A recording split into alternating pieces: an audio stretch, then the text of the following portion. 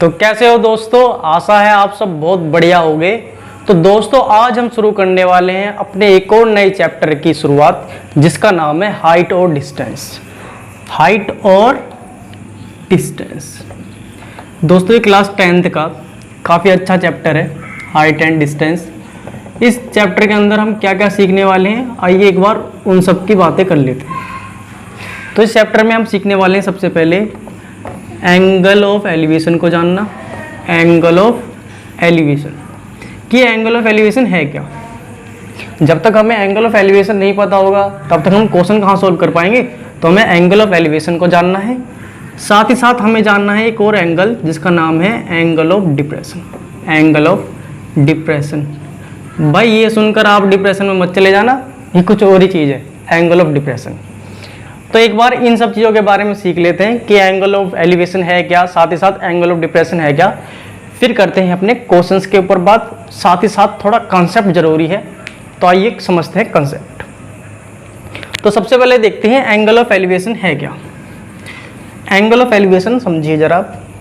अब मान लीजिए आप सड़क पर यहाँ खड़े हो और आपने एक बहुत दूर एक बिल्डिंग है, मैं कह रहा हूँ ये एक बिल्डिंग मान लो, बिल्डिंग मान लो, टावर मान लो, पेड़ मान लो, कुछ ही मान लो, मतलब जिसकी एक हाइट हो, और साथ ही साथ ये कहाँ खड़ा होगा, परपेंडिकुलर बनाकर खड़े होगा। भाई खंबा हो गया, पेड़ हो गया, इन बिल्डिंग हो गई, तो ये हम क्या कहते हैं, सरफेस के साथ क्या बना रहे हैं, परपेंडिकुलर बना के खड़े होते हैं। ठीक है, तो इस कुछ देर के लिए हम क्या इसको एक सीधी बिल्डिंग मान लेते हैं और हम कह रहे हैं इस पॉइंट पर हम देख रहे हैं कि यहाँ एक व्यक्ति खड़ा है और इस व्यक्ति ने अपनी आंखों से इस बिल्डिंग के टॉप को देखा। अपनी आंखों से इस बिल्डिंग के क्या देखा, इस टॉप को देखा। तो इसे बोलते हैं लाइन ऑफ साइट। क्या बोलते हैं इसे, लाइन ऑफ साइट। कि मान लो आप यहाँ हो और यहाँ से आप किसी दूर एक बिल्डिंग को देख रहे हो, तो अपने आंखों से एक लाइन ऑफ साइट जाएगी ना। तो यही वही है कि यहाँ हमने मान लिया कोई एक व्यक्ति है और यहाँ इस पॉइंट से वो क्या कर रहा है, बिल्डिंग की हाइट पे देख रहा है। तो एक इमेजिनरी लाइन कह सकते हैं, हम बोल सकते हैं लाइन ऑफ साइट। अब वो क्या देख रहा है, अब वो देख रहा है हॉरिजॉन्टल डायरेक्शन में। जब वो हॉरिजॉन्टल डायरेक्शन में देखेगा, मान लो आप ऐसे है, वो जब बिल्कुल सामने देखेगा तो एक लाइन जाएगी जिसे हम बोलते हैं क्या, हॉरिजॉन्टल लाइन। ये क्या है, एक हॉरिजॉन्टल लाइन है। हमने कहा कि यहाँ तक है, ये क्या है, एक हॉरिजॉन्टल लाइन। ये है हमारी हॉरिजॉन्टल लाइन। ठीक है, तो लाइन ऑफ साइट और हॉरिजॉन्टल लाइन के बीच में जो एंगल बन रहा है ना, यहाँ एक थीटा एंगल बन रहा होगा। ये जो क्या है, एक थीटा एंगल, इसे ही बोलते हैं हम क्या, एंगल ऑफ एलिवेशन। इसी एंगल को क्या बोलते हैं हम, एंगल ऑफ एलिवेशन। मतलब जब आप कहीं नीचे खड़े होकर किसी ऊंचाई की तरफ देख रहे हो, चाहे वो पेड़ हो, कोई बिल्डिंग का टॉप हो या फिर टावर के टॉप पे हो, तो आप एक इमेजिनरी लाइन बनेगी उस बिल्डिंग के टॉप तक। और एक क्या है हमारी, जब हम बिल्कुल सीधा देखेंगे, एक हॉरिजॉन्टल लाइन में देखेंगे, तो एक हमारी हॉरिजॉन्टल लाइन बनेगी। तो इस लाइन ऑफ साइट और हॉरिजॉन्टल लाइन के बीच में जो एंगल बनता है उसे बोलते हैं हम angle of elevation. I hope समझ में आ गया होगा एंगल ऑफ एलिवेशन है क्या। धीरे धीरे समझते रहेंगे एंगल ऑफ एलिवेशन है क्या, और साथ ही साथ इनका इस्तेमाल भी करेंगे कि हम इनका इस्तेमाल कहाँ है। ठीक है, अभी तो हमने समझ लिया एंगल ऑफ एलिवेशन है क्या, अब हम समझने वाले हैं एंगल ऑफ डिप्रेशन। तो अगर आप चाहे लिखना चाहें या फोटो खींचना चाहें तो खींच सकते हो, वरना आगे हम चल ही रहे हैं। अब बात करते हैं भैया किसकी, एंगल ऑफ डिप्रेशन की। तो आइए बात करते हैं किसकी, एंगल ऑफ डिप्रेशन की। Depression, angle of depression. अब दोबारा से क्या करते हैं, हमने कहा ये एक बिल्डिंग है। ठीक, पहले कहाँ थे हम, पहले कहाँ थे, बिल्डिंग के, बिल्डिंग से नीचे थे। इस बार कह रहे हैं हम यहाँ हम खड़े हैं। ठीक है, और इस बिल्डिंग के टॉप से हमने एक पॉइंट को देखा है। पहले कहाँ से देखा था, बिल्डिंग के नीचे से देखा था, बिल्डिंग के टॉप को। इस बार क्या कर रहे हैं, बिल्डिंग के टॉप से कोई सरफेस पर एक पॉइंट को देख रहे हैं। तो हमने नीचे की तरफ देखे। भाई जब किसी बिल्डिंग के आप ऊपर खड़े होगे तो आपको नजरें नीचे करके देखना पड़ेगा ना, बिल्कुल आंखें, मतलब जो एंगल बनेगा। तो वही है कि आप इस बिल्डिंग के टॉप पे हो और आपने क्या देखा, एक सरफेस पे कोई नीचे ग्राउंड पर कोई पॉइंट देखा। तो ये हमारी क्या बन गई, लाइन ऑफ साइट बन गई, लाइन ऑफ साइट।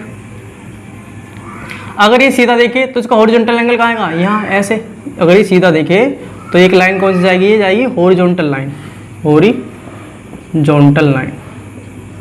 ठीक है, अगर इस लाइन पॉइंट को मैं उससे ऊपर मिला दूं तो यहाँ हमारे क्या बना लेगा, क्या बना लेगा, हमारा राइट एंगल बन जाएगा।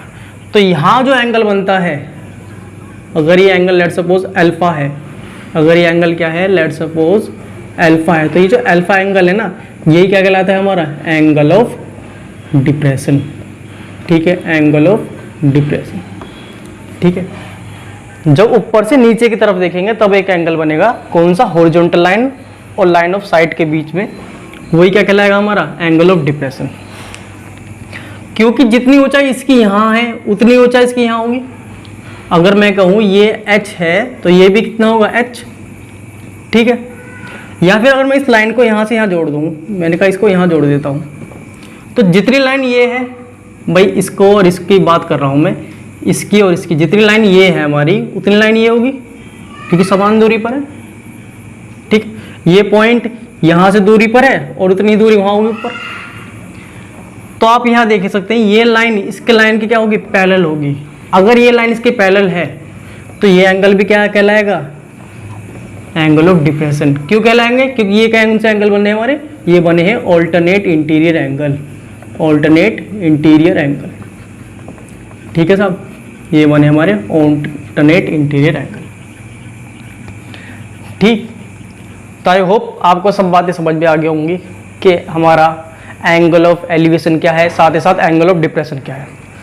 तो जब तक हमारे क्वेश्चन कंसेप्ट जब तक क्लियर नहीं हो सकता, जब तक हम क्वेश्चन में इसे अप्लाई करना नहीं सीख पाए। तो आइए एक एक करके एंगल ऑफ एलिवेशन और एंगल ऑफ डिप्रेशन को हम देखते हैं कि क्वेश्चन में कैसे यूज करेंगे। तो सबसे पहले मैं बात करता हूँ किसकी, एंगल ऑफ एलिवेशन की। तो एंगल ऑफ एलिवेशन पर कुछ क्वेश्चन जो बहुत ही अच्छे हैं, फिर हम क्या करेंगे, अपने क्लास 10th NCERT के क्वेश्चंस करेंगे। सबसे पहले मैं कोई एग्जांपल बता देता हूँ, किसकी बात कर रहे हैं हम, एंगल ऑफ एलिवेशन की, एंगल ऑफ एलिवेशन। ठीक है, सबसे पहले एक एग्जांपल की बात कर रहे हैं। एग्जांपल है, कह सकते हो क्वेश्चन है। हमने कहा एक हमारे पास क्या है, एक ट्री है, ये कह रहे हैं कि एक बिल्डिंग है और बिल्डिंग से कोई एक पॉइंट है, लेट सपोज वो क्या हमारा 5 मीटर दूरी पर है। कितनी दूरी पर है, 5 मीटर दूरी पर है।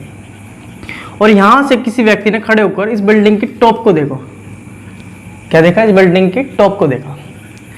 जब ऊपर की तरफ देखेगा तो कौन सा एंगल आएगा यहाँ, एंगल ऑफ एलिवेशन। साथ ही साथ हमें ये एंगल गिवन है, लेट सपोज हमारा कितना है, ये एंगल गिवन है 45 डिग्री, ये एंगल 45 डिग्री गिवन है। और साथ हमसे पूछा है कि इस टावर की हाइट बताओ, इस टावर की क्या बताओ, हाइट बताओ। तो आप सबसे पहले ये देखिए, ये जो अगर मैं इसका नामकरण कर देता हूँ, लेट सपोज A, B और C, एक ABC ट्राइंगल बन गया। आप देखोगे तो ये कैसा ट्राइंगल बना है, क्योंकि ये जितने भी हमारे बिल्डिंग वगैरह होते हैं परपेंडिकुलर खड़े होंगे सरफेस पर, तो ये क्या बन गया, एक राइट एंगल ट्राइंगल बन गया। अब हमें ये ध्यान से देखना है कि हमारे पास क्या क्या चीज़ गिवन है। आप थीटा के सामने देखो, अगर ये थीटा है तो थीटा के सामने क्या कहलाती है, परपेंडिकुलर, मतलब ये हमें परपेंडिकुलर गिवन है। और साथ ही साथ ये चीज़ क्या कहलाती है, हमारा बेस, ये बेस है और ये क्या हमारा परपेंडिकुलर है।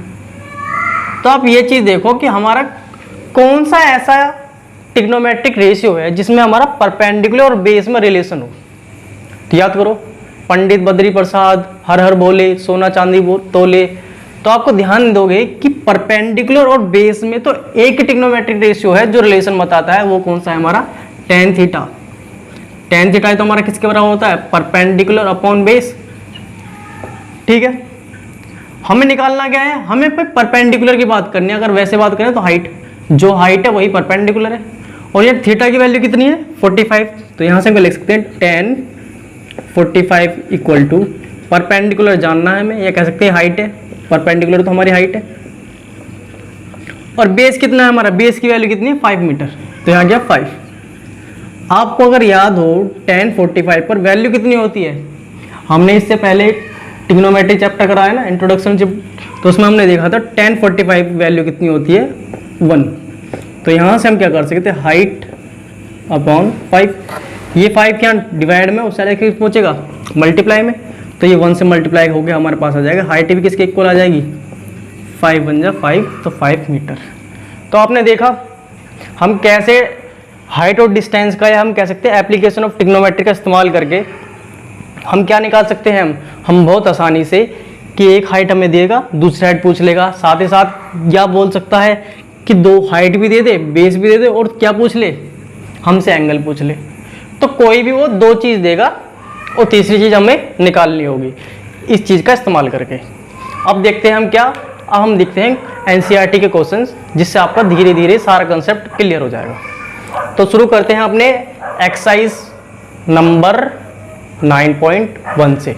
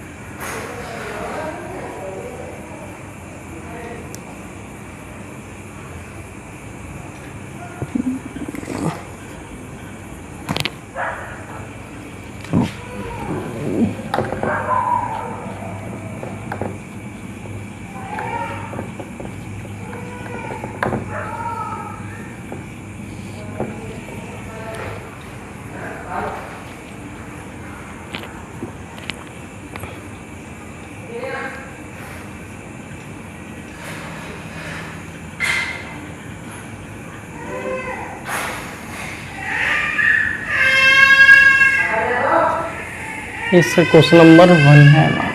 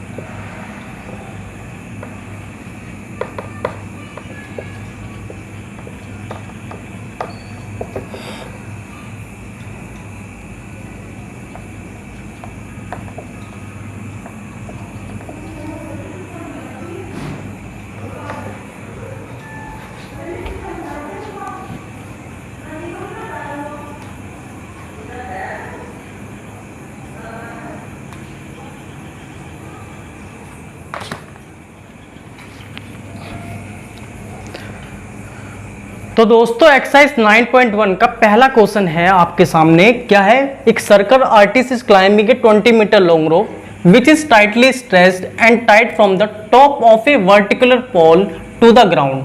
Find the height of the pole if the angle made by the top with the ground level is 30 degree.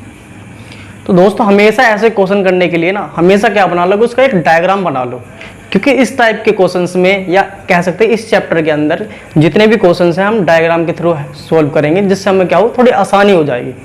तो आइए जैसे जैसे बोला है वैसे वैसे क्या कर लेते हैं, डायग्राम बना लेते हैं। क्वेश्चन में बोला है कि आर्टिस्ट है वो क्या कर रहा है, 20 मीटर लॉन्ग रोप है tight stretch from the top of a vertical pole. तो आइए क्या करते हैं, एक पोल बना लेते हैं। हमने कहा ये एक पोल है, लेट सपोज ये एक पोल मान लिया। इस पे क्या बोला है कि इसके टॉप से ग्राउंड तक एक रस्सी बंधी हुई है। तो ये एक टॉप है भैया, टॉप से हमने ग्राउंड पे रस्सी बांधी। यहाँ कह रहे हैं ये ग्राउंड है, ठीक है, यहाँ रस्सी बंधी हुई है और उस रस्सी की लंबाई कितनी है, 20 मीटर। ये हमारी लंबाई आ गई 20 मीटर, ठीक। फिर आगे क्या बोला है उसने, find the height of the pole if the angle made by the ground level is 30। तो हमने कह रहे हैं भाई ये ग्राउंड लेवल है, तो हमने इसको अगर यहाँ ज्वाइन कर दें, ये कह रहा है कि height of the pole if the angle made by the top with the ground. ये जो एंगल बना गया कितना बना है, 30 डिग्री है। हमें क्या निकालना है, हमें इसकी हाइट निकालनी है। तो हमने इसका नामकरण कर देते हैं। हमने कहा ये ए, ये बी हो गया, ये हो गया सी, और ये एंगल कितना बना रहा होगा, पोल 90 डिग्री बना रहा होगा सरफेस के साथ, या कह सकते हैं ग्राउंड के साथ। तो ए बी क्या है, हमारी पोल की हाइट है, जो हमें पता करना है। तो सबसे पहले आप ये चीज़ देखो, हमें निकालना क्या है, हमें निकालना है क्या, ए बी निकालनी है, जो कि इसके अकॉर्डिंग क्या है, परपेंडिकुलर है।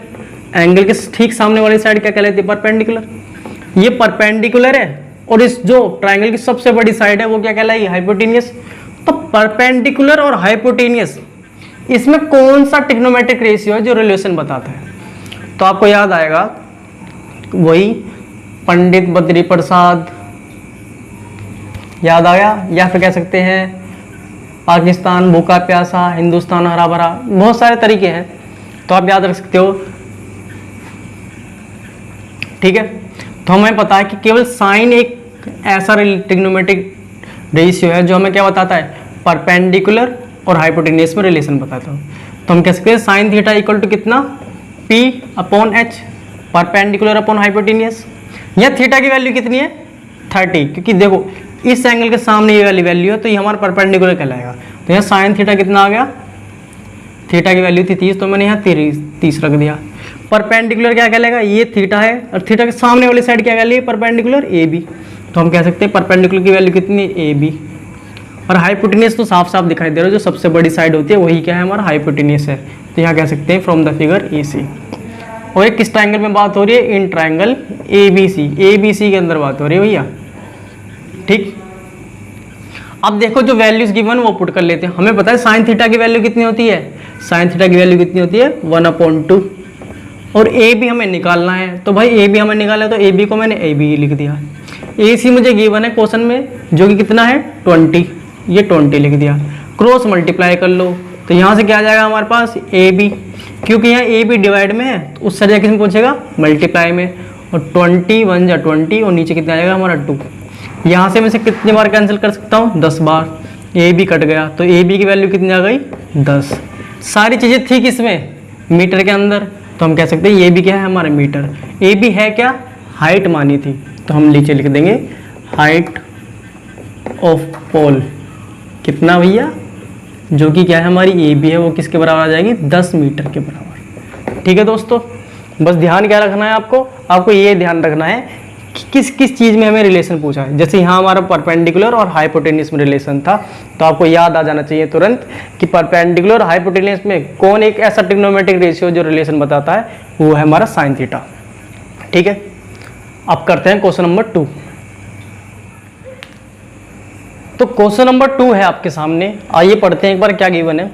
हमें गिवन है, a tree break due to storm and the broken part bend so that top of the tree touches the ground making an angle 30 degree with it. The distance between the foot of the tree to the point where the top of touches the ground is 8 meter. Find the height of the tree. देखिए करना क्या है, हमसे कहा है कि एक पेड़ है, लेट्स सपोज ये हमने ट्री मान लिया, वो क्या हुआ है, बैंड हो गया कि आंधी चली और आंधी से आंधी के कारण ये क्या हुआ, टूट कर बैंड हो गया। हमने कहा लेट्स सपोज ये यहाँ से टूट कर क्या हुआ, बैंड हो गया है इस तरह से, और ये ग्राउंड से मिलकर कितना एंगल बना है, कह रहा है ये ग्राउंड से जो इसका टूटा हिस्सा है ना, जो ज़मीन से लगेगा, इमेजिन करो आप कि एक पेड़ है और तेज हवा के कारण क्या हुआ, वो बैंड होता हुआ नीचे झुक गया है, और उसने क्या बना लिया, ग्राउंड से एंगल बना लिया है 30 डिग्री। हमने कहा ये एंगल कितना बना लिया, 30 डिग्री एंगल बना लिया ग्राउंड से, ये एंगल बना लिया है ग्राउंड से कितना, 30 डिग्री। ठीक है, अब पूछा क्या है, the distance between the foot of the tree, ये फुट ऑफ द ट्री है, where the top touch the ground is 8 metre. देखो जहाँ फुट ऑफ द ट्री तो ये है, पेड़ तो यहाँ जड़ से लगा होगा, और जहाँ टच करा है, जहाँ उसने ग्राउंड टच करा है उसका डिस्टेंस कितना है, 8 मीटर। ये हमें 8 मीटर की बने। ठीक है, क्वेश्चन में निकालना क्या है, हमें निकालनी है find the height of the tree.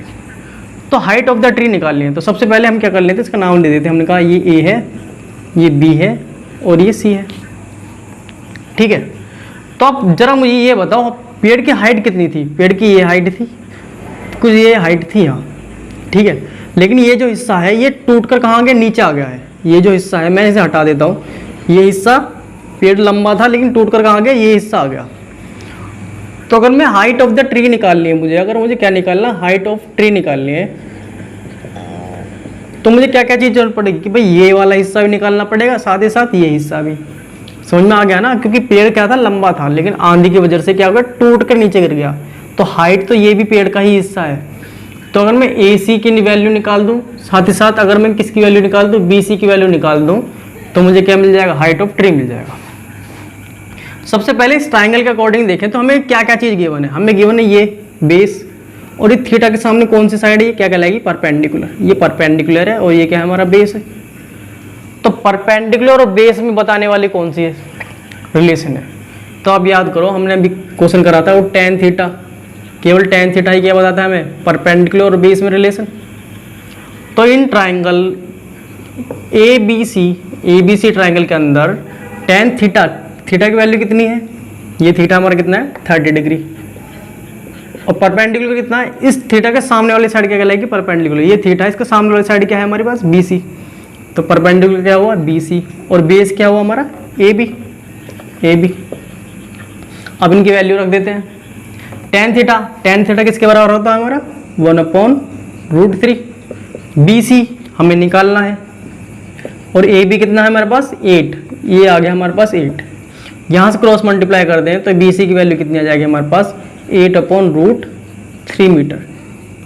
ठीक है, क्या ये ट्री की हाइट है, अभी ट्री की हाइट नहीं है ये, अभी क्या ये केवल जहाँ से पेड़ टूटा था ना, जहाँ से पेड़ हमारा टूट कर नीचे गिरा था, यहाँ से क्या कह सकते हैं, जहाँ से हमारा पेड़ टूटा तो नहीं है, जहाँ से हमारा पेड़ क्या हुआ था, बैंड हुआ था, केवल ग्राउंड से वहाँ तक की हाइट आई है।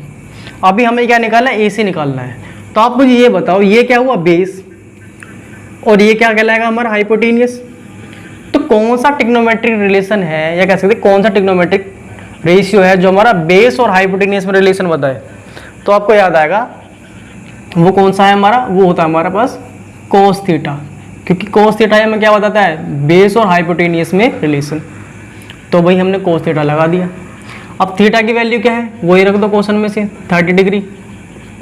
बेस की वैल्यू कितनी है, बेस तो यही कहलाएगा, बेस की वैल्यू कितनी है, 8 सेंटीमीटर। हाइपोटेनियस कितना है, AC, वो हमें निकालना है।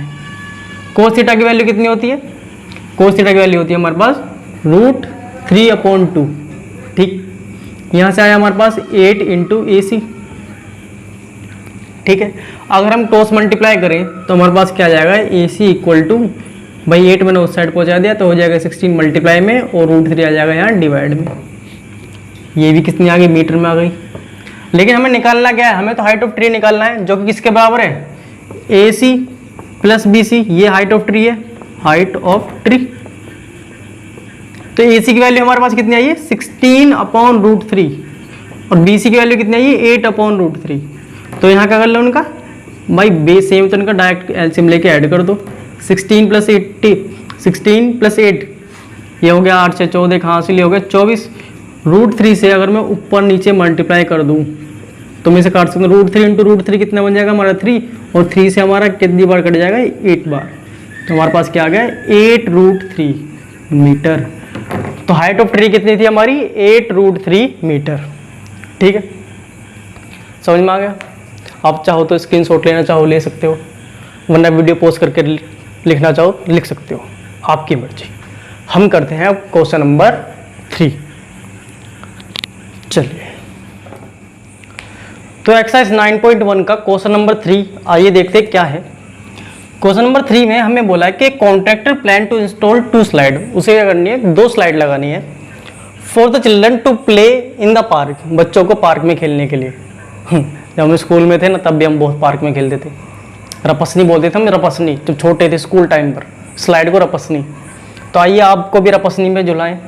For the children below the age of 5 years, तो जिन बच्चों की हाइट क्या है, मतलब जिनकी एज क्या है 5 ईयर से छोटी है, she prepared to have a slide whose top is height of 1.5 metre. उसने कहा कि जिनकी छोटी हाइट है, मतलब कह सकते हैं जिनके 5 साल से क्या है छोटे बच्चे, उनके लिए एक ऐसी स्लाइड लगाते हैं जिसकी हाइट क्या हो 1.5 मीटर हो। तो जैसे क्वेश्चन में बोलता है वैसे वैसे करते हैं। हमने कहा ये एक रपसनी हो गई, ये एक रपसनी हो गई, तो ये यहाँ पे रपसनी लगानी पड़ेगी, ये हमने एक रपसनी लगा दी है, ठीक है। कितनी हाइट पे लगाई है, स्लाइड तो हमेशा ऐसी लगेंगी ना, ऐसे ऐसे कौन स्लाइड करता है, स्लाइड तो हमेशा ऐसी होती है, आपने झूलों में देखा होगा। उसकी हाइट कितनी हाइट पर है, वो है क्या बोला है, वो है 1.5 मीटर हाइट पर, ठीक है। Inclined at an angle of 30 degree to the ground, और कितना एंगल बना रही है वो, 30 डिग्री एंगल बना रही है ग्राउंड के साथ। चलो जी, ये सब चीज़ें आ गई। अब इसका नामकरण कर लेते हैं। हमने कहा इसका नाम ए है, ये बी है और ये सी है, और यहाँ एंगल हमारा कितना है 90 डिग्री। देखो हमारे जितने भी इस चैप्टर के अंदर जितने भी क्वेश्चन है, आप उन्हें डायग्राम बना के सॉल्व करो, इजीली हो जाएंगे, ठीक। अब क्या बोला है उसने बोला जो एल्डर चिल्ड्रंस हैं, she wants to have a slide at a height of 3 metre. उनका जो बड़े बच्चे उनके लिए स्लाइड कितनी होनी चाहिए, 3 मीटर। तो हमने ये मान लिया कि ये 3 मीटर की ऊंचाई है, यहाँ से स्लाइड जा रही है इस प्रकार से, ये स्लाइड है, और मैंने इसे यहाँ जोड़ दिया ग्राउंड पर, यहाँ ग्राउंड पर जोड़ दिया, और उस पर एंगल कितना बना रहे हो 60 डिग्री, मतलब ये एंगल कितना है उसका 60 डिग्री। इसका नामकरण कर देते हैं। हमने बोल दिया इसका नाम है ABC ले लिया ना, इसे ले लेते हैं DEF, DEF आ गया, यहीं कौन 90 डिग्री बन रहा होगा, ठीक है। क्वेश्चन में पूछा है what should be the length of the slide in each case. हमें क्या पूछना है, स्लाइड की लेंथ निकालनी है। अब स्लाइड इस केस में क्या है, हमारी स्लाइड AC हमारी लेंथ है स्लाइड की, और यहाँ हमारी स्लाइड क्या है FD। अगर ये वैल्यू पता लग जाए तो काम बन जाए। तो देखो दिया क्या है हमें, ये सब चीज़ देखना। सबसे पहले इस डायग्राम के अंदर ये थीटा, तो ये थीटा के सामने वाली साइड क्या है परपेंडिकुलर, और सबसे लंबा वाली साइड क्या कहलाती है हाइपोटेनियस। तो हमने क्या किया, मैंने परपेंडिकुलर और हाइपोटेनियस में रिलेशन देखना है।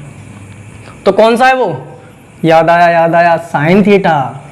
तो हमें पता है साइन थीटा किस किस में रिलेशन बताता है, वो बताता है परपेंडिकुलर और hypotenuse. P for perpendicular, H for hypotenuse.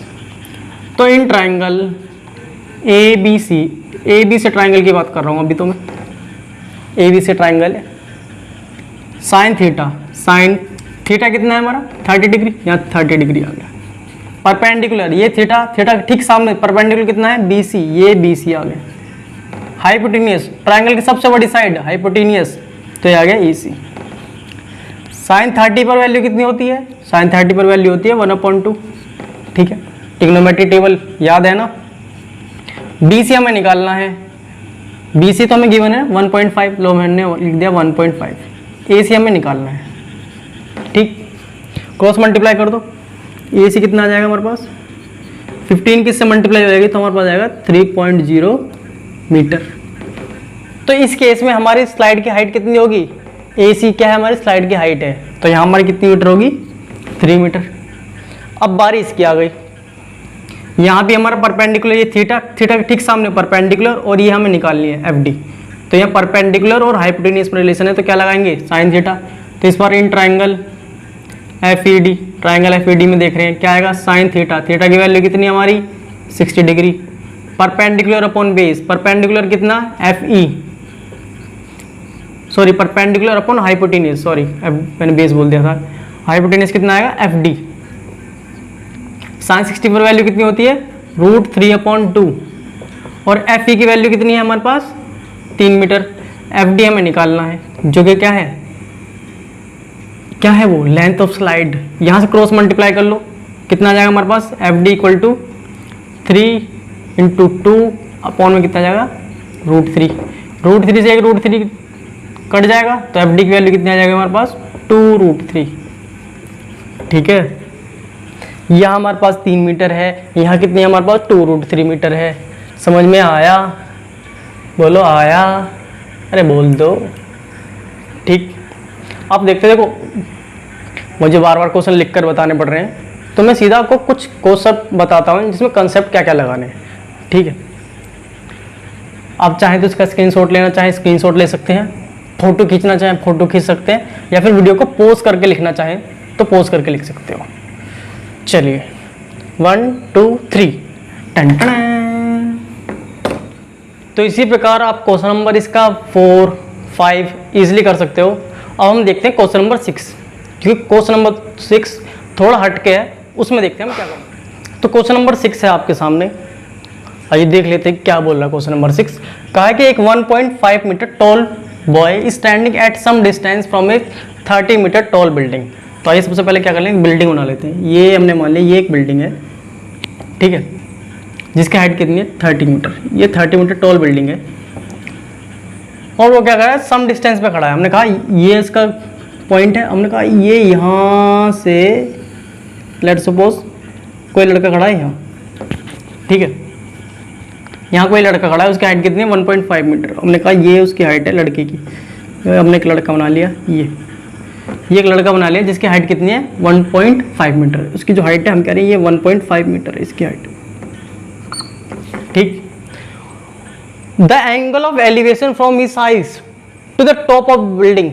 अब इसकी आंखों से जब बिल्डिंग के ऊपर की तरफ देखेगा, आंखों से ऊपर की तरफ, तो हमने माता बताया था ना, जो नीचे से ऊपर की तरफ देखे बिल्डिंग की चोटी पे देखेगा, तो भाई ये गया चोटी पर, तो एंगल ऑफ एलिवेशन बनेगा। लेकिन एंगल ऑफ एलिवेशन बनने से लिए तो सबसे पहले इसे कहाँ देखना पड़ेगा, मैंने क्या बताया था, तो क्लास में मैंने शुरू में क्या बताया कि एक तो क्या है हमारी लाइन ऑफ साइट की आंखों से बनता हुआ, एक क्या है जब हम सीधा देखेंगे बिल्कुल सीधा। तो इस लड़के को क्या दिखा, तो बिल्कुल सीधे देखेगा, तब ये जाएगा बिल्कुल सीधा ऐसे, ठीक है। तो अब बनेगा इसका क्या, एंगल ऑफ एलिवेशन। मगर ये वैल्यू कितनी है, एंगल ऑफ एलिवेशन मतलब कितनी है, 30 है, ठीक है। ऊपर की तरफ देखा, फिर हमने क्या देखा, बिल्कुल उसने आंखें सीधी करके देखा, तो ये हॉरिजॉन्टल लाइन और ये क्या, लाइन ऑफ साइट।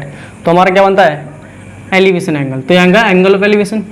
अब उसने कहा कि अगर वो थोड़ा सा डिस्टेंस चले बिल्डिंग की तरफ, थोड़ा सा डिस्टेंस चला, तो ये जो एंगल है 30, ये 30 से बढ़कर कितना हो गया, 60 हो गया। लेट सपोज लड़का चलकर यहाँ आ गया, हमने बोला ये लड़का चलकर कहाँ आ गया, यहाँ आ गया, तो हाइट तो उसकी उतनी ही रहेगी 1.5। यहाँ आ गया, तो जब इसने दोबारा से बिल्डिंग को ऊपर की तरफ देखा, तो ये एंगल कितना हो गया, गंदा गंदा, ये ठीक है। ये एंगल अब कितना हो गया, ये हो गया 60 डिग्री। वही हमारी हॉरिजॉन्टल लाइन ऊपर की तरफ देखा, ये कितना हो गया, 60 डिग्री। क्वेश्चन में पूछा है find the distance he walked by the building. कहा ये यहाँ था, यहाँ पहुँच गया, तो इसने कितना डिस्टेंस चला है ये हमें बताना है। क्या करते हैं, नामकरण कर लें। हमने बोला ये ए, इसे मान लेते ये बी है, ये हमारा सी है, ये बोलते डी है, और ये हमारा ई पॉइंट हो गया। लेट्स सपोज ये ई पॉइंट है, तो एफ पॉइंट हो गया एफ, ठीक है। नामकरण कर दी। सबसे पहले ये देखो, ये पूरी हाइट कितनी थी, 30 थी। ए से लेकर बी तक कितनी हाइट थी, 30 थी, ठीक है। ये 1.5 है, तो भैया ये भी 1.5 होगी, ये इतनी, ये 1.5 होगी। ए बी सी डी इसे मैं बोल देता हूँ जी, ये भी 1.5 होगी, सिमेट्री है बिल्कुल एक जैसी है। ये 1.5, ए भी पूरी साइड कितनी, 30, तो ये वैल्यू कितनी आएगी, तो हम कह सकते हैं ये कितनी आएगी, 30 में से 1.5 माइनस कर दो, तो ये वाली हाइट कितनी आ गई हमारी, ये गए तो 29 में एक और गए तो 28.5 आ जाएगी हमारी। कितनी आ जाएगी, 28.5। तो मैं यहाँ से लिख दे रहा हूँ, इसे हटाकर मैं लिख दिए 28.5। कहाँ से, यहाँ से लेकर यहाँ तक 28.5 1.5 ऐड करेंगे, पूरी हाइट कितनी आ जाएगी, 30। तो हमने केवल ये चीज़ देखनी थी ना, क्योंकि इसमें ही ट्रायंगल में हम लगा पाएंगे। तो सबसे पहले आप ट्रायंगल में देखना, जो मैं ट्रायंगल यहाँ लिख रहा हूँ, इन ट्रायंगल ए एफ जी हमें क्या क्या चीज़ मिली, हमें ये चीज़ गिवन है और निकालना क्या है, ये चीज़ निकाल ली है। अगर ये वाली चीज़ पता लग जाए फिर ऐसे ये रिलेशन लगा देंगे। तो हमारे कुल मिलाकर क्या चीज़ फाइंड करनी है, यहाँ कितना होगा 90 डिग्री का एंगल होगा।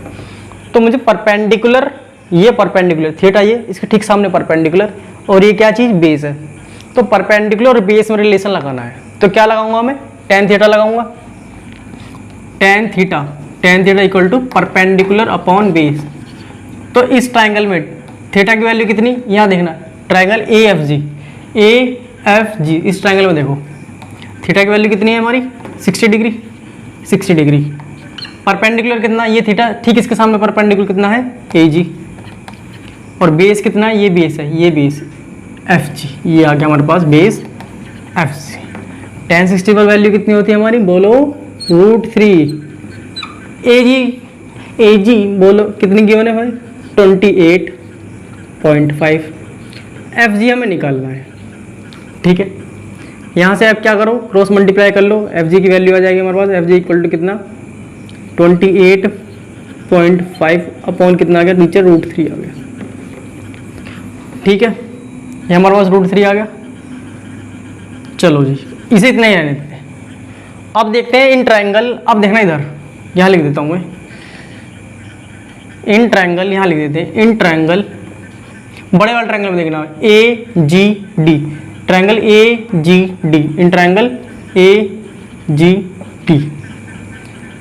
देखो ये थीटा है, तो थीटा के उस वो सामने वाली साइड थीटा, ये उसको ठीक सामने वाली साइड, ये वाली साइड नहीं, उससे अगली वाली ए जी, क्या कहलाएगी परपेंडिकुलर। तो यहाँ लिख सकता हूँ मैं tan 30 इक्वल टू कितना, परपेंडिकुलर क्या कहलाएगी हमारी ए जी, ठीक है। और बेस क्या है इस बार, बेस कहाँ आएगा, देखो बेस यहाँ से देखना पड़ेगा, ये पॉइंट से लेकर वहाँ तक, इस पॉइंट से लेकर वहाँ तक, तो बेस कितना आएगा ये डी जी, तो कितना आएगा हमारे पास डी जी साहब, ठीक है। बेस में आ गया। अब tan थीटा की वैल्यू कितनी होती है हमारे पास, tan थीटा याद करो, tan थीटा इक्वल टू कितनी, देखो अगर ऐसे याद नहीं आएगा तो साइन थीटा से निकाल लिया करो। साइन थीटा की वैल्यू होती है 1/2 और इसकी वैल्यू होती है √3/2, तो यहाँ से 2 से 2 कैंसिल हो जाता है, तो याद रखो ऐसे, ये आपको बोलनी नहीं है। तो tan थीटा की वैल्यू कितनी होती है हमारी 1/√3, और ए जी हमें पता है कितने की बने 28.5, और ये हमारे पास आ गया डी जी, ठीक है। क्रॉस मल्टीप्लाई कर लो, इसकी क्रॉस मल्टीप्लाई करें, यहाँ लिख देता हूँ मैं डी जी इक्वल टू कितना आएगा 28.5 इंटू √3। अब जरा इस साइड डी जी को देखो, डी जी, क्या डी जी को मैं D F plus F G नहीं लिख सकता, यहाँ से लेके यहाँ तक डी जी है, क्या डी जी को मैं लिख सकता हूँ D F plus F G, लिख सकता हूँ ना। तो डी जी को लिख सकता हूँ मैं कितना D F plus F G, यहाँ कितना आएगा 28.5 √3। डी एफ हमें निकालना है कि यहाँ से लेकर यहाँ तक चला है ना वो, ये तो पूछा क्वेश्चन में कि कितना बिल्डिंग की तरफ कितना चला, find the distance he walk towards the building. तो यहाँ था, यहाँ से यहाँ पहुँचा, मतलब ये डिस्टेंस कितना चला है बिल्डिंग की तरफ। डी एफ हमें निकालना है, तो मैं क्या डी एफ को डी एफ ही निकालना है। एफ जी की वैल्यू कितनी है, ये रही हमारे पास एफ जी की वैल्यू, ये रही, ठीक है। आप चाहो तो इसे और यहाँ √3 से यहाँ भी मल्टीप्लाई कर लो, √3 से मल्टीप्लाई करी तो √3 इंटू √3 3 बन जाएगा, 3 से काट दे रहा हूँ, 3 से 3 काटा ही कितना आएगा 3 7 जा 21, 3 24, 3 9 27 और 3 5 जा 15, ठीक है। हमारे पास आएगी एफ जी की वैल्यू कितनी आ जाएगा हमारे पास 9.5 √3, ठीक है। इस एफ जी की वैल्यू कितनी रख रहे हैं 9.5 √3, और ये कितनी है 28.5 √3। तो यहाँ से मैं इस प्लस की वैल्यू को सट जाऊंगा, तो वो चाहिए कहाँ माइनस में, तो बस माइनस कर दो। 28.5 √3 में से क्या माइनस करना है 9.5 √3। तो जब ऐसे माइनस करेंगे तो √3 तो हमारे पास कॉमन आ जाएगा, 28.5 में से 9.5 घटाएंगे तो कितना आएगा, पॉइंट में 5 गया 0, ये आ गया हमारे पास कितना, ये हमारे पास आएगा 19 √3 हमारा आंसर। कितना मीटर डिस्टेंस चला है वो बिल्डिंग की तरफ, ठीक है। आसान है, देख लीजिए क्वेश्चन को, चाहे तो स्क्रीनशॉट लेना चाहे स्क्रीनशॉट ले लीजिए, वीडियो को पॉज करके लिखना चाहे तो पॉज करके लिख लो, तुम्हारी मर्जी। अब देखते हैं कोई और भी बेहतरीन सा क्वेश्चन। तो तो जो क्वेश्चन आसान आसान है ना वो मैं नहीं करा रहा हूँ, वो आप कर लेना। जैसे हमने पहले क्वेश्चन करे हैं ना, ठीक वैसा ही कंसेप्ट लगेगा सब में। तो अभी हमने क्वेश्चन नंबर कौन सा करा है? हमने करा है क्वेश्चन नंबर 6।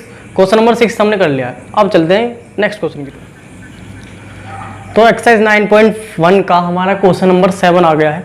क्वेश्चन नंबर 7 बिल्कुल आसान है, बस आपको क्या आना चाहिए, बार बार कह रहा हूँ आपको डायग्राम बनाने आने चाहिए। तो डायग्राम देखते हैं इसका कैसा बनेगा। तो एक बार डायग्राम बनाना आ गया ना तो आपको क्वेश्चन ईजी लगने लगेंगे। तो आइए देखते हैं इसका डायग्राम कैसे बनेगा। क्या गिवन है हमें? गिवन है from A point on the ground. हमने कहा चलो ये एक ग्राउंड है, ये एक ग्राउंड है और इसमें यहाँ एक पॉइंट है, ये एक पॉइंट है, ठीक है। The angle of elevation of the bottom and the top of transmission tower at the top of 20 metre high building. कहा एक बिल्डिंग है हमारी, कितनी 20 मीटर टॉल ये हाई बिल्डिंग है। उस पर क्या लगा है? एक टावर लगा है। ये मान लो ये हमने ये कहा ये 20 मीटर के जो ये 20 मीटर हाइट की जो क्या है एक बिल्डिंग है, उसके ऊपर क्या लगा? एक टावर लगा है। हमने कहा ये एक टावर है, ये रहा एक टावर, ठीक है। उस पर क्या बोला है? जो एंगल ऑफ एलिवेशन है from the top and the bottom, इस टावर के अगर बॉटम पे ये लाइन अगर गई, ये बॉटम पर गई है और यही इस पॉइंट सर हमने क्या देखा? उस टावर के क्या देखा? 20 मीटर क्या थी हमारी बिल्डिंग थी। बिल्डिंग के ऊपर क्या लगा? एक टावर लगा है, देखा होंगे आपने, बहुत से लगवा लेते हैं बिल्डिंग के ऊपर टावर, वाईफाई का टावर होगा जरूरी है। तो यहाँ से इस पॉइंट पर क्या देखा भाई? बिल्डिंग के नीचे देखा, सॉरी टावर के क्या देखा? बॉटम पर। और इसी पॉइंट से हमने कहाँ देखा है? टावर के छत पर, या कह सकते हैं टॉप पर। तो एंगल बन रहे हैं हमारे कितने? एक तो बना है हमारा 45। तो ये एंगल जो है हमारा, जब नीचे देखें तो हमारा एंगल कितना है? 45। देखो बच्चों, जब ऊंची गर्दन करके देखेंगे, तो एंगल हमारा बड़ा बनेगा, और जब नीचे थोड़ा नीचे कम डिस्टेंस में देखेंगे तो एंगल क्या बनेगा? हमारा छोटा बनेगा। तो इसके बाद ये याद रखना, अगर ये डिस्टेंस बड़ा है तो एंगल उसके सामने वाला भी बड़ा आएगा, अगर ये डिस्टेंस छोटा है तो उसके सामने वाला एंगल भी क्या आएगा? छोटा। तो ये हमने ले लिया।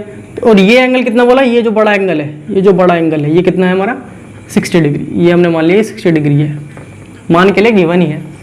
हमें निकालना है find the height of tower. ये जो टावर है ना, हम इसका नाम दे देते हैं। हमने कहा ये ए बी सी, और हम ये जो टावर है ए डी क्या है? टावर है। टावर की हाइट हमें पता लगानी कितनी आएगी। तो सबसे पहले आप ये देखो, इस ट्राइंगल को अगर मैं देखूं ए बी सी में हमारी हाइट ऑफ टावर भी आ जाएगी। और एक ट्राइंगल है, राइट एंगल ट्राइंगल है डी बी सी। दोनों ही ट्राइंगल के लिए कौन सी चीज कॉमन है? ट्राइंगल डी बी सी को देखो और ट्राइंगल ए बी सी को देखो, कौन सी चीज कॉमन है? तो आप देखो के बताओगे क्या होगे? भैया सही कह रहे हो कि हमें एक ही चीज कॉमन दिखाई दे रही है, जो कि साइड क्या है? बी सी हमारे डी बी सी में भी है, और ट्राइंगल ए बी सी मतलब एक बी सी साइड कॉमन है। साथ ही साथ हमें निकालना क्या है? हमें हाइट निकालनी है। अगर इस थीटा के अकॉर्डिंग देखो तो ये चीज क्या कहलाएगी? परपेंडिकुलर। तो परपेंडिकुलर और ये क्या है? हमारी बेस। तो परपेंडिकुलर और बेस में कौन सी रिलेशन बताती है? तो आपको याद आएगा tan थीटा ही क्या है? केवल ऐसा ट्रिग्नोमेट्रिक रेशियो जो हमारा क्या बताता है? परपेंडिकुलर और बेस में रिलेशन। तो हमारे पास दो ट्राइंगल है, दोनों ट्राइंगल में देखते हैं करना कैसे। हम देखते हैं in triangle D B C, ये 90 डिग्री होगा, ठीक है। पोल तो हमेशा क्या रहेगा? परपेंडिकुलर खड़ा रहेगा ना हमेशा सरफेस के। तो ट्राइंगल डी बी सी के अकॉर्डिंग देखो, डी बी सी, तो ट्राइंगल ये है डी बी सी, तो एंगल कितना है? 45। तो tan थीटा कितना है हमारा? 45। परपेंडिकुलर, ये परपेंडिकुलर है, ये एंगल थीटा ठीक सामने हमारा परपेंडिकुलर। तो परपेंडिकुलर कितना है हमारे पास? डी बी, और बेस कितना है हमारे पास? बी सी, ये आ गया बी सी, ठीक है जी। tan 45 की वैल्यू कितनी होती है? 1। डी बी की वैल्यू कितनी की? 1 है, 20। बी सी हमें निकालना है, बी सी क्रॉस मल्टीप्लाई करो तो बी सी की वैल्यू कितनी आ गई हमारे पास? 20 मीटर, ठीक है। अभी केवल क्या है? बी सी आया है, निकालना क्या है हमें? तो ये निकाल लिया height of tower, A D निकाल लिया। अब ट्राइंगल देखो, इन ट्राइंगल ए बी सी, अब कौन सा एंगल लेंगे? अब लेंगे बड़ा वाला एंगल। ये लाइन लंबी हो गई ना, जितनी एंगल की साइड लंबी होगी उसके ठीक सामने एंगल भी बड़ा होगा। अब एंगल बड़ा वाला लेंगे तो उसमें क्या आएगा हमारे पास? वही लगना है, परपेंडिकुलर बेस में रिलेशन है। तो tan थीटा कितना बन जाएगा हमारा पास? 60 डिग्री।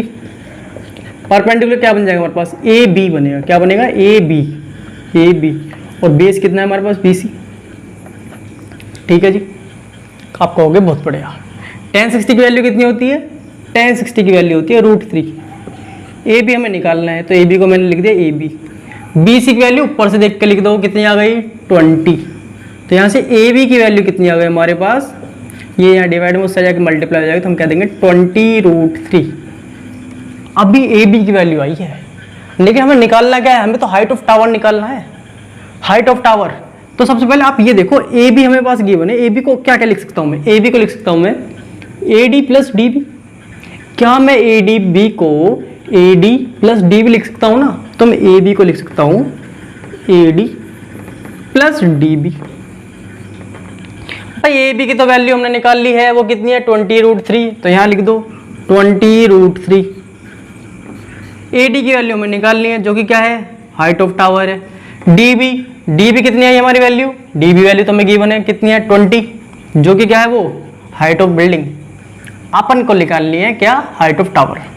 तो ये प्लस में है, उस साइड में पूछेगी माइनस में, तो हम कह सकते हैं ए डी की वैल्यू कितनी आ गई, 20√3 माइनस का 20। यहाँ से क्या करो, 20 कॉमन ले लो, 20 अगर कॉमन आया तो यहाँ कितना बचा, √3 माइनस का 1। यही क्या आ गई, हमारी हाइट आ गई है टावर की। ए डी क्या मानी हमने, हाइट ऑफ टावर। ठीक है, पहले ये करा फिर ये करा, और हमारा आंसर निकल के ये रहा, A D equal to 20 bracket के अंदर है √3 माइनस का 1। ए डी क्या है, हमारी हाइट ऑफ टावर है। समझ में आया।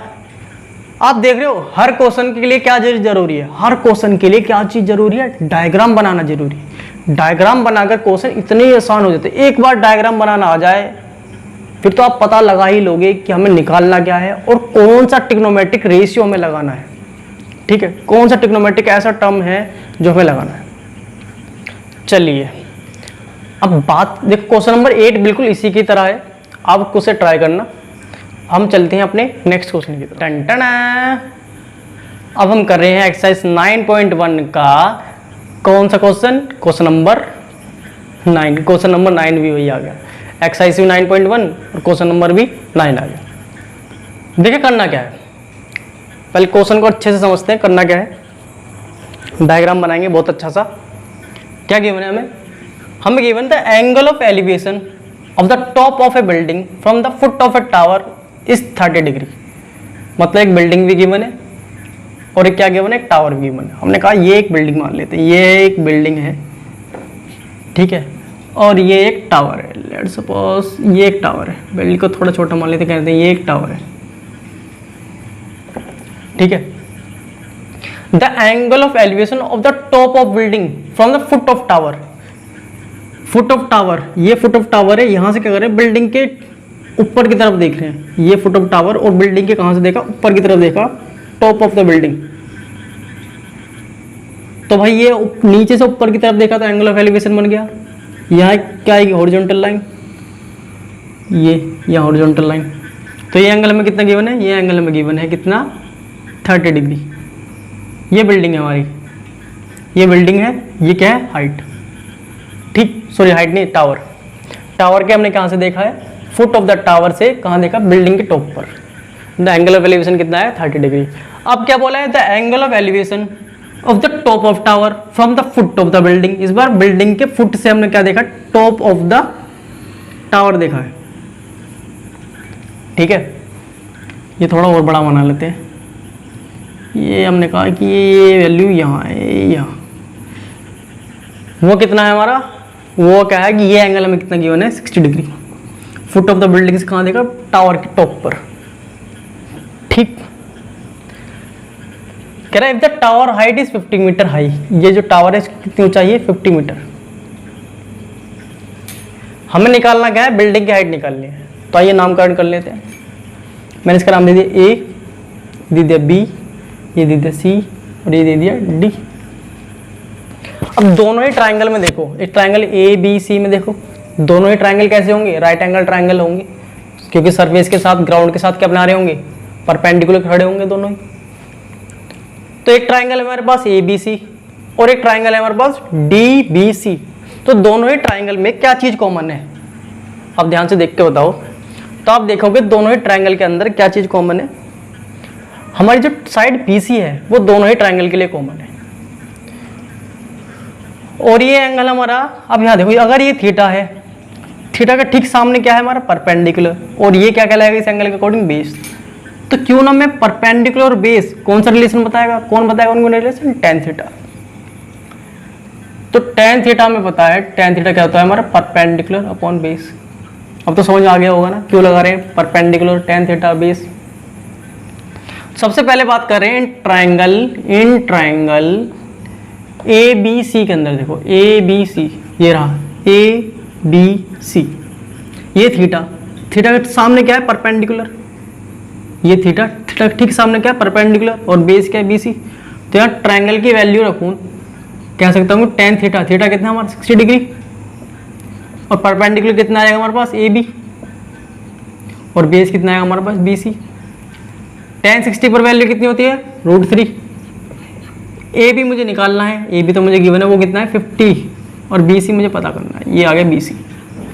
क्रॉस मल्टीप्लाई कर लेते हैं, यहाँ से कितना आ जाएगा हमारे पास BC इक्वल टू कितना 50 अपॉन √3, √3 से ऊपर नीचे मल्टीप्लाई कर दो, ठीक है। ये कितना बन जाएगा हमारे पास √3 इंटू √3, 3 बन जाएगा। तो मैं कह सकता हूँ BC इक्वल टू कितना आ गया हमारे पास 50 √3 अपॉन 3, ठीक है। ये किसकी वैल्यू आ गई, BC की वैल्यू आ गई। और BC है क्या, दोनों ही बिल्डिंग और टावर के बीच में जो डिस्टेंस है, ये BC की वैल्यू आ गई इतनी मीटर के अंदर। हमें निकालना क्या है, हमें निकालनी है हाइट ऑफ बिल्डिंग, बिल्डिंग की हाइट निकालनी है। तो बिल्डिंग हाइट क्या है हमारे पास CD, ठीक है। AB हम लिख देता हूँ मैं, AB क्या है हमारी हाइट ऑफ टावर, टावर, और CD क्या है हाइट ऑफ बिल्डिंग। मतलब मुझे क्या निकालना है, मुझे CD निकालना है। तो अब जरा इस ट्राइंगल में देखना दोबारा से, in triangle DCB, triangle DCB, triangle DCB क्या है, ट्राइंगल DCB क्या है, एक राइट एंगल ट्राइंगल है। तो यहाँ भी रिलेशन लग जाएगा हमारा, ये थीटा इसके ठीक सामने परपेंडिकुलर और ये बेस, तो क्या लगेगा टेन थीटा। थीटा की वैल्यू कितनी है इस बार 30 डिग्री, ठीक है। परपेंडिकुलर कितना आएगा हमारे पास DC बोल दो चाहे CD बोल दो, और बेस कितना है इसका BC। टेन थीटा पर वैल्यू कितनी होती है 1/√3। DC हमें निकालना है, BC की वैल्यू कितनी है, यहाँ से मैं BC ऐसे रहने देता हूँ, क्रॉस मल्टीप्लाई कर दो। तो यहाँ DC यहाँ लिख देता हूँ, DC इक्वल टू कितना आएगा हमारे पास, ये आएगा BC upon √3, BC upon √3। BC की वैल्यू रख दो, BC की वैल्यू कितनी ये रही 50 √3 अपॉन में 3, और एक और √3 नीचे वाला आया, √3 से √3 कैंसिल हुआ, तो DC की वैल्यू कितनी आ गई हमारे पास 50/3 मीटर। और DC क्या है हमारी, या CD बोल दो हाइट ऑफ बिल्डिंग। तो क्वेश्चन में क्या निकालना था, हाइट ऑफ बिल्डिंग ही निकालनी थी। समझ में आ गया, अच्छे सवाल है, बहुत बढ़िया। लिख लिए, छाप लीजिए, छाप लिया, चलो जी। तो हम करने वाले हैं अब एक्सरसाइज 9.1 का क्वेश्चन नंबर 12। तो क्वेश्चन नंबर 10 और 11 बिल्कुल जैसे क्वेश्चन नंबर 9 है ना, सेम टू सेम उसी कंसेप्ट पे बेस है। तो हम क्वेश्चन नंबर 12 को देखते हैं, बहुत ही अच्छा क्वेश्चन है। क्या कह रहा है क्वेश्चन, क्वेश्चन कह रहा है from the top of 7 metre high building. चलिए सबसे पहले क्या बना लेते हैं, एक बिल्डिंग बना लेते हैं। ये रही एक बिल्डिंग, यहाँ नहीं, यहाँ बनाते हैं। कहाँ, ये रही एक बिल्डिंग, एक बिल्डिंग है। द एंगल ऑफ एलिवेशन, ये बिल्डिंग है। The angle of elevation of the top of A cable tower, एक केबल टावर और बना दिया। ये कहा, ये केबल टावर है। अब क्वेश्चन में बोला है from the top of 7 metre high building, ये 7 मीटर की है बिल्डिंग, उसके टॉप से क्या देख रही है, टावर के टॉप को देख रहे हो बेटे। ये है बिल्डिंग का टॉप, उसके टॉप पे खड़े होकर कहाँ देख रहे हैं, टावर के टॉप को देख रहे हैं। तो यहाँ टावर के टॉप को देखेंगे ऐसे, ये टावर के टॉप को देखा। तो एंगल ऑफ एलिवेशन है हमारा, एंगल ऑफ एलिवेशन मतलब ये लाइन ऑफ साइट हो गई, यहाँ से हॉरिजॉन्टल लाइन बननी पड़ेगी, ये हॉरिजॉन्टल लाइन है। ये एंगल हमारा कितना हुआ है, ये हमें गिवन है 60 डिग्री, ठीक है। ये एंगल हमें कितना गिवन है 60 डिग्री, सीधी बना लेते हैं बिल्कुल सीधी, ठीक। फिर उसने क्या बोला है, ये ग्राउंड है तो भाई ग्राउंड पे ये यहाँ खड़ा होगा तो ये भी यहाँ खड़े होंगे, दोनों ही ग्राउंड पे खड़े हैं, परपेंडिकुलर बना रहे होंगे ये भी और ये भी। फिर आगे क्या बोला है, from the elevation top of the cable tower 60 degree and the angle of depression of it is 45। और क्या कह रहा है, यहां से ही खड़े होकर क्या देख रहे हैं, नीचे की तरफ देख रहे हैं, बिल्डिंग के कहां, फुट को।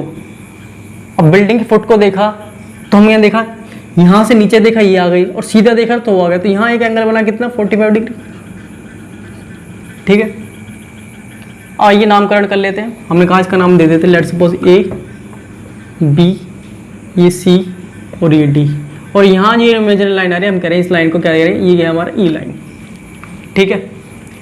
तो आप एक बात बताओ, अगर जितनी हमारी डी ई लाइन होगी क्या उतनी लाइन हमारी ए भी होगी, बिल्कुल होगी, सेगमेंट्री है, सिमेट्री लाइन है हमारी, बस जितनी ए भी है उतना ही गैप ऊपर होगा। खंबे बिल्कुल सीधे हैं ना, खंबे अगर बिल्कुल सीधे, बिल्डिंग भी सीधी, तो जितनी हमारी डी ई की दूरी उतनी ही दूरी हमारी ए बी की, तो हम क्या कहेंगे ए बी किसके इक्वल है, डी ई के इक्वल है।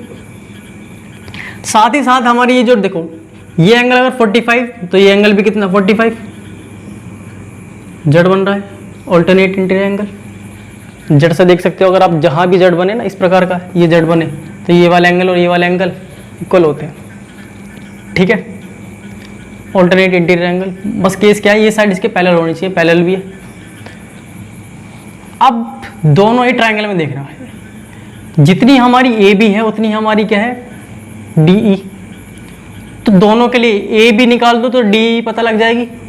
तो ए बी कैसे निकलेगी, इस ट्रायंगल में देखो, ये थीटा, तो थीटा के सामने क्या परपेंडिकुलर, और ये क्या कहलाएगा बेस। तो in triangle D A B, triangle D A B में देख रहे हैं क्या निकालेंगे, tan थीटा लगाएंगे परपेंडिकुलर बेस के रिलेशन के लिए, अब तो पता लग गया होगा। और थीटा कितना है 45, परपेंडिकुलर ये परपेंडिकुलर अपॉन बेस, और परपेंडिकुलर की वैल्यू कितनी है, ये थीटा के ठीक सामने परपेंडिकुलर कितना है डी ए, और बेस कितना ए बी। tan 45 की वैल्यू कितनी होती है 1, डी ए की वैल्यू कितनी है 7, ए बी हमें निकालना है, तो यहाँ से ए बी की वैल्यू कितनी आ गई हमारे पास 7 मीटर, और ए बी कितना है हमारा डी के इक्वल है, तो हम कह सकते हैं डी की वैल्यू भी कितनी है 7 मीटर। अब ये चीज़ भी पता लग गई 7 मीटर। जितनी दूरी हमारी ए डी की है उतनी दूरी हमारी किसकी है बी ई की, तो मैं कह सकता हूँ ये भी हमारी कितनी हुआ 7 मीटर, भाई ये भी हमारी 7 मीटर हुआ, ये भी 7 मीटर आ गया। अब मुझे क्या निकालना है, सी ई निकालना है। तो इन ट्रायंगल डी ई सी, अगर इस ट्रायंगल को देखो डी ई सी, तो ये क्या कहलाएगा मेरा डी ई, क्या कहलाएगा डी ई कहलाएगा मेरा बेस, और ये थीटा के ठीक सामने ये क्या कहलाएगा परपेंडिकुलर। तो अगेन क्या लगेगा हमारा tan थीटा, और थीटा कितना है इस बार, थीटा कितना लेंगे 60 डिग्री, तो tan 60 इक्वल टू कितना परपेंडिकुलर जो कि क्या है हमारा EC, और बेस कितना है हमारा DE। tan 60 की वैल्यू कितनी होती है √3, EC हमें निकालना है, और DE की वैल्यू कितनी है हमारे पास 7, यहाँ से EC की वैल्यू कितनी आ गई हमारे पास 7√3। क्वेश्चन पूछा क्या हाइट ऑफ टावर, तो टावर तो ये है हमारा, हाइट ऑफ टावर कैसे निकलेगी, हाइट ऑफ टावर हमारी मैम बोलती है टार, हाइट ऑफ टार, हम तो वही टावर ही बोलेंगे। हाइट ऑफ टावर कितनी है हमारी BC है, BC हाइट ऑफ टावर कितनी है BC। क्या BC को ये मेरी लाइन यहाँ से B से लेकर C तक, BC को क्या लिख सकता हूँ मैं BE प्लस CE लिख सकता हूँ, BE प्लस EC, ये CE बोल दो, पूरी हाइट क्या जाएगी। BE की वैल्यू कितनी है हमारे पास 7 है, प्लस CE की वैल्यू भी कितनी आई है हमारे पास 7√3, तो यहाँ से कितना आएगा 7 कॉमन लेने के बाद 1 प्लस √3 मीटर। तो हाइट ऑफ टावर कितनी है हमारी 7, ब्रैकेट के अंदर लिख दो 1 प्लस √3 मीटर। ठीक है, समझ में आया, बोलो आ गया। ठीक है, डायग्राम देखा, डायग्राम ही सबसे ज़्यादा जरूरी है। एक बार डायग्राम बना लो, सब चीज़ें समझ में आने लगेंगी। ठीक है, ये मत कहना कि हमारा पोल सर टेढ़ा भी तो खड़ा हो सकता है। यहाँ हम हर पोल को क्या मान रहे हैं, पोल हो चाहे बिल्डिंग हो, उसे कैसा माने, हमेशा परपेंडिकुलर टू द ग्राउंड। ठीक है, वैसे कुछ कुछ बच्चे होते हैं ना तो दिमाग में आ जाता है कि हम यार खंबा अगर टेढ़ा हुआ तो खंबा अगर टेढ़ा हुआ तो। देखो हमारे में ऐसे कोई है, हमारे जितने भी हैं इसमें सब क्या परपेंडिकुलर खड़े हैं। वैसे यार खुद दिमाग से सोचो, खंबा हो या बिल्डिंग हो, टेढ़ा थोड़े लगाएंगे, सीधे ही लगाएंगे ना, परपेंडिकुलर। तो ये सब चीज़ें हमारे परपेंडिकुलर, परपेंडिकुलर मतलब 90 डिग्री एंगल बना रहे होंगे वो ग्राउंड के साथ। चलिए देखिए बाकी जो क्वेश्चन है, क्वेश्चन नंबर 13, 14 आसान है। मैं बता रहा हूँ क्वेश्चन नंबर 15। क्वेश्चन नंबर 15 में मैंने लैंग्वेज नहीं लिखी है, मैंने डायरेक्ट डायग्राम बना दिया है, क्योंकि लैंग्वेज लिखने में बहुत ज़्यादा टाइम जा रहा है। अब सीधा डायग्राम समझते हैं, मैं बता दूंगा वैसे क्या कहा है। क्वेश्चन में गिवन है कि एक बिल्डिंग है ए बी, जिसकी कुछ हाइट है, हमें नहीं पता क्या हाइट है। ठीक है, हमारे पास क्या गिवन है, एक बिल्डिंग गिवन है। ठीक है, उस बिल्डिंग के टॉप से उसने क्या करी, कार ऑब्जर्व करी है। बिल्डिंग के टॉप से क्या ऑब्जर्व करी है, कार ऑब्जर्व करी। ये बिल्डिंग का टॉप है, इस बिल्डिंग के टॉप से कार ऑब्जर्व करी। पहले तो कार यहाँ थी सी पर, तो जब उसने सी पर ऑब्जर्व करी तो वहाँ से एंगल बना रहा था, तो ये एंगल ऑफ डिप्रेशन देखेंगे तो ये एंगल कितना होगा हमारा, ये 30 एंगल ऑफ डिप्रेशन। तो यहाँ से देखो जड़ बन रहा है ना ऐसे, ये देखो ऐसे जड़ बन रहा है, तो ये एंगल भी 30 आ जाएगा, अल्टरनेट इंटीरियर एंगल। फिर उसने कुछ टाइम बाद देखा, 6 सेकंड बाद उसने देखा गाड़ी कहाँ आ गई, डी पर आ गई। गाड़ी चलकर कहाँ गई, गाड़ी आ गई, ऐसे गाड़ी चल रही है बिल्डिंग की तरफ, गाड़ी चल रही है ऐसे। पहले उसने गाड़ी को देखा सी पर, लेकिन 6 सेकंड बाद, आफ्टर 6 सेकंड, 6 सेकंड बाद गाड़ी कहाँ आ गई, डी पर आ गई। अब उसने पूछा है क्वेश्चन में कि बताओ सी से डी आने में तो उसे 6 सेकंड लगे, अगर ये डी से बी जाने में उसे कितना टाइम और लगेगा, डी से बी जाने में उसे कितना टाइम लगेगा। क्वेश्चन में इसे पूछा है, हमें कुछ नहीं गिवन है, हमें ना ही ए बी की वैल्यू गिवन है, ना ही सी डी की वैल्यू गिवन है, ना ही डी बी की वैल्यू गिवन है। हमें बस क्या गिवन है, हमें वो गिवन है कि सी से डी जाने में उसे टाइम कितना लगा, 6 सेकेंड्स लगा। ठीक है, तो आपको एक चीज़ ध्यान आ रही होगी, अगर इस ट्राइंगल में देखें ए बी सी, हमें कहाँ चलना है, बेस पर चलना है, और दोनों ही ट्राइंगल के लिए चीज़ क्या कॉमन है, हमारी जो परपेंडिकुलर है वो चीज़ कॉमन है। तो मतलब परपेंडिकुलर और बेस में रिलेशन लगाना, तो हम क्या लगाएंगे, tan थीटा लगाएंगे। तो सबसे पहले देखो इन ट्राइंगल ए बी सी, सबसे पहले क्या ले रहा हूँ, ट्राइंगल ए बी सी ले रहा हूँ, ए बी सी। अगर मैं यहाँ लगाऊँ tan थीटा, थीटा की वैल्यू कितनी लूँगा, 30 डिग्री। परपेंडिकुलर ये थीटा, उसके ठीक सामने क्या है, परपेंडिकुलर ए बी, और बेस कितना आएगा इसके पास, बी सी। tan थीटा की वैल्यू कितनी होती है हमारे पास, कितनी होती है, 1/√3 equal to A B upon B C. ठीक है, यहाँ से मैं ए बी की वैल्यू निकाल सकता हूँ। ए बी की वैल्यू कितनी आ जाएगी मेरे पास, कितनी आ जाएगी, ये आ जाएगी B C upon √3, B C upon √3। A B की वैल्यू कितनी आ गई, बी सी अपॉन √3, या चाहो तो √3 से मल्टीप्लाई कर लो ऊपर नीचे, या छोड़ो √3 रहने देते हैं। ए बी की वैल्यू कितनी आ गई, बी सी √3, मैंने लिख दिया ए बी की वैल्यू कितनी आ गई, बी सी √3। ठीक है, अब उस ट्राइंगल में देखो इन ट्राइंगल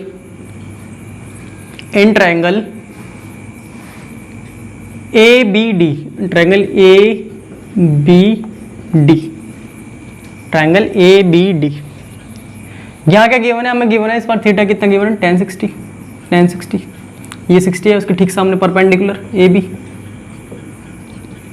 ठीक है, और बेस कितना, बी डी, ये बी डी। tan 60 की वैल्यू कितनी, √3, ये बी डी यहाँ है, बी डी उस साइड आगे इसमें हो जाएगा, मल्टीप्लाई हो जाएगा, यहाँ बी डी मल्टीप्लाई हो जाएगा इससे। ए बी की वैल्यू हमें पता नहीं है, मैं ए बी को ए बी लिख दे रहा हूँ अभी कुछ देर के लिए। या कह सकता हूँ मैं बी डी इक्वल टू कितना आ जाएगा, A B upon √3। A B की वैल्यू यहाँ देखो कितनी गिवन है, बी सी के फॉर्म में गिवन है, तो ए बी के प्लेस में क्या लिख सकता हूँ, बी सी √3। तो यहाँ गया बी डी इक्वल टू कितना, बी डी, तो यहाँ आ गया B D, sorry B D की प्लेस पे, ए बी की प्लेस पे क्या लिख सकता हूँ मैं, ए बी की प्लेस लिखता हूँ B C root three, B C root three, और यहाँ आ गया रूट थ्री। ठीक है, यहाँ रूट थ्री से ये रूट थ्री कैंसिल कर दिया, तो यहाँ आ गया बी डी इक्वल टू कितना, बी सी के इक्वल आ गया। B D equal to B C के इक्वल आ गया। बी डी इक्वल टू कितना, B D equal to B C. कहाँ गड़बड़ी हो, 1060 परपेंडिकुलर अपॉन बेस,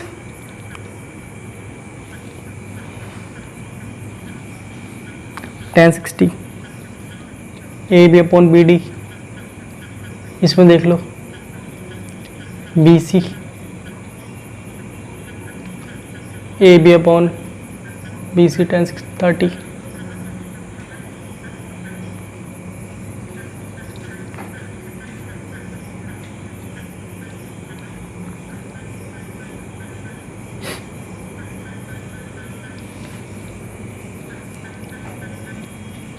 टेन 30 में लगाया हमने, 1030 में कितना आया, ए बी परपेंडिकुलर ये है बी एस बी सी। ठीक, यहाँ 1/√3 लिख दिया, ए बी आ गया बी सी आ गया, तो बी सी यहाँ मल्टीप्लाई कर दी, तो बी सी की वैल्यू कितनी आएगी हमारे पास, ए बी की वैल्यू क्या आएगी B C upon root three. A B की प्लेस पे क्या लिख सकता हूँ, B C upon root three. ठीक है, यहाँ लगाया परपेंडिकुलर अपॉन बेस, 1060 की वैल्यू तो रूट थ्री, यहाँ बी डी उस साइड मल्टीप्लाई हो गया, ये कह सकते हैं बी डी। ए बी की प्लेस पे क्या लिख दिया मैंने, B C upon root three, और यहाँ रूट थ्री पहले से ही था। ठीक है, देखो देखो यहाँ गड़बड़ी हो गई, हमारी ए बी की वैल्यू कितनी है, ए बी की वैल्यू कितनी है हमारे पास, B C root three, B C root three नहीं है, ये ए बी की वैल्यू कितनी है हमारा, B C upon root three है। ए बी की वैल्यू कितनी है, B C upon root three, और एक रूट थ्री पहले से है, तो रूट थ्री मल्टीप्लाई का कितनी आ गया, बी सी अपॉन थ्री आ गया, बी सी अपॉन थ्री। अब यार जरा ध्यान से देखना, आप जरा यहाँ ध्यान से देखना, मैं क्या इसका ऐसे भी लिख सकता हूँ, B D upon B C equal to कितना, 1/3 के। अगर ये पूरी वैल्यू बी सी कितनी है 3, अगर मैं इस पूरी वैल्यू को कितना मान लूँ 3 यूनिट मान लूँ, अगर ये पूरी वैल्यू कितनी है 3 है, और बी डी की वैल्यू कितनी है हमारे पास 1 है। ठीक है, अगर मैंने रेशियो मान लो कि बी डी किसके बराबर 1 के, बी सी कितने 3 के बराबर, तो ये पूरी वैल्यू बी सी 3x लिख सकता हूँ, और बी डी की वैल्यू कितनी लिख सकता हूँ मैं x। ठीक है, तो ये बच्चे कितनी आएगी 2x, और क्वेश्चन में गिवन है सी से डी जाने में उसे कितना टाइम लगा है 2 सेकंड, तो हम यहां से कह सकते हैं time taken to travel C D equal to कितना है 6 सेकेंड्स। सी से डी जाने के लिए कितने सेकंड लगे हैं, 6 सेकंड लगे हैं, और 6 सेकंड जितना टाइम यहां से यहां लगा है, स्पीड क्या है हमारी कांस्टेंट है। सी से डी जाने में जब डिस्टेंस क्या है 2x है, तब कितना टाइम लगा 6 सेकंड, और ये डिस्टेंस कितना है हमारा 1x है, मतलब इसका आधा, तो टाइम भी क्या लगेगा आधा, तो यहां से कह देंगे time taken to travel B D, तो बी डी क्या है हमारा, बी डी क्या है हमारा बी सी का,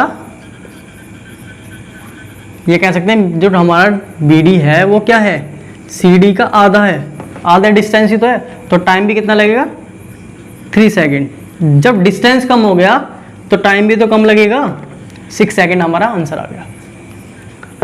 तो ये थी हमारी आज की क्लास, आई होप आपको अच्छी लगी होगी।